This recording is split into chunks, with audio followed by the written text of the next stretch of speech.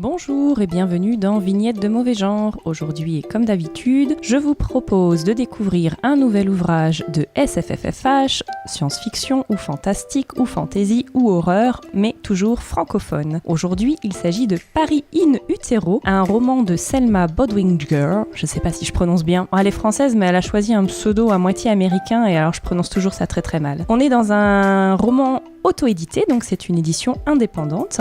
Et au niveau du genre, on est dans du fantastique avec une touche de récit initiatique et d'érotisme. C'est un roman très court, 127 pages. Et que va-t-il se passer dans ce roman ? On va entrer dans la vie de Hortense, une jeune étudiante de 25 ans qui s'accroche à une histoire d'amour révolue et qui va se retrouver en fait à rencontrer un groupe de sorcières qui va la désigner comme une élue légendaire. Elle va se retrouver désemparée, mais ma foi, elle va suivre le mouvement sans trop se poser de questions. Et petit à petit, elle va comme ça trouver tout un parcours initiatique. Et c'est assez original la façon dont l'auteur a présenté ça, puisque en fait, on va suivre sur chaque chapitre cette héroïne, Hortense, dans un arrondissement différent de Paris. Et à chaque fois, elle va avoir comme ça une petite avancée initiatique dans chacun de ces arrondissements. Alors moi, j'ai eu envie de découvrir ce roman. Pourquoi ? Parce qu'à la base, l'érotisme, c'est pas forcément ce qui m'attire le plus. Mais j'avais lu un court texte, une nouvelle de Selma Bodwinger. On va dire que ça se prononce comme ça, allez. Et j'avais vraiment beaucoup aimé ce texte. Alors je me suis dit,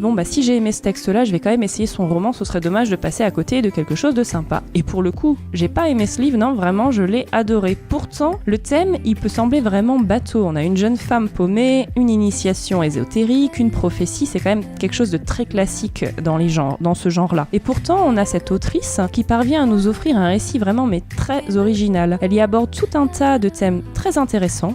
Depuis la féminité, la sexualité, le développement personnel, la spiritualité, etc.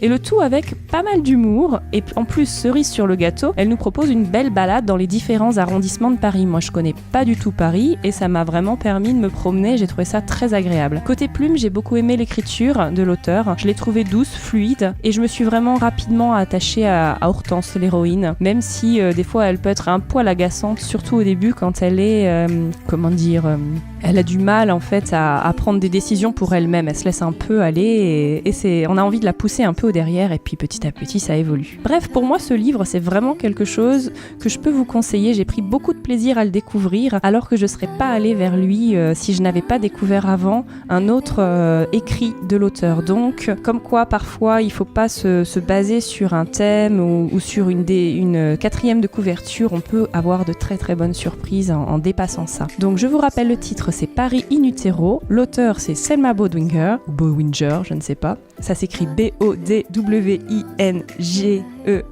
Et donc, c'est en auto-édition. Vous pouvez le retrouver sur Amazon au format papier ou numérique. Et pour aujourd'hui, c'est terminé. Et je vous retrouve très bientôt pour un autre ouvrage de mauvais genre francophone.